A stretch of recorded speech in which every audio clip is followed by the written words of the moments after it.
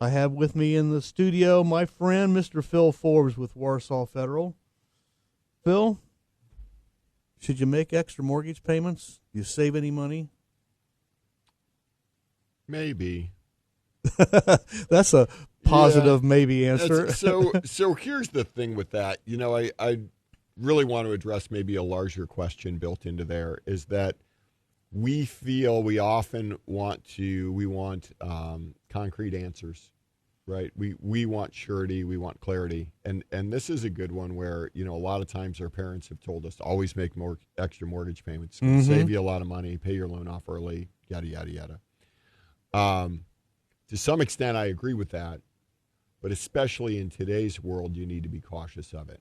And the reason for that is because so many people that financed or refinanced over the last few years, they may have interest rates, in the 2-3% range. Mm-hmm. And if you've got a 2 or a 3% interest rate and you can take the money and invest it at 4 or 5%, why not do that? You're really better off keeping the mortgage. And I know people are going to say, well, of course the mortgage guy is going to tell you to keep the mortgage.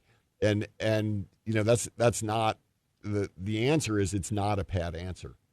As yields on your money have grown and mortgages tend to be a long-term fixed rate debt,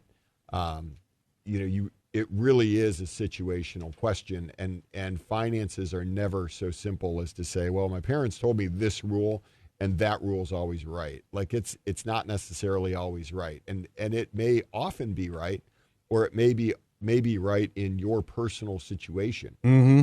But that doesn't make it always right, depending on, other advantages, other skill sets, other opportunities that people may have.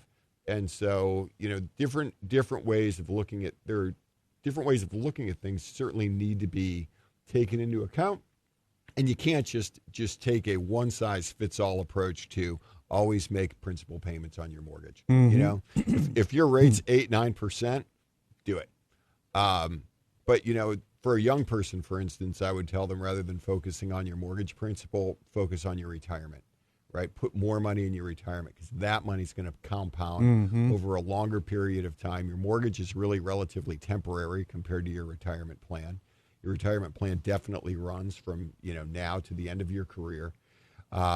So plowing money there is critical, and reducing principal on your mortgage when you're 28 years old. You may sell that house in 2, 3, 5 years. And although, you might have saved $5,000 and you may have $5,000 extra dollars for your next house, a lot of times that money's just going to kind of, how life goes. It all just kind of goes into the mix and doesn't really get recognized. But that money plowed into your retirement plan will stay there and grow and grow and grow.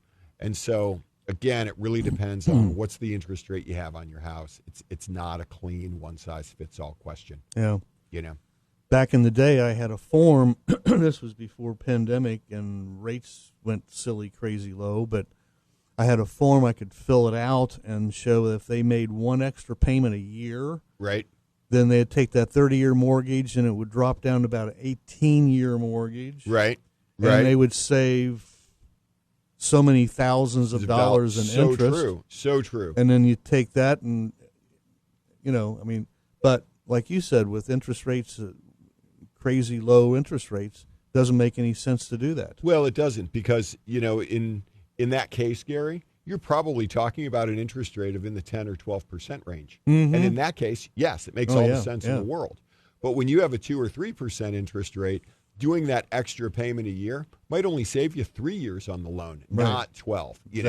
And so it really, again, very, very situational. And different approaches need to be analyzed and paid attention to. It's not, again, that one size fits all approach. Yeah.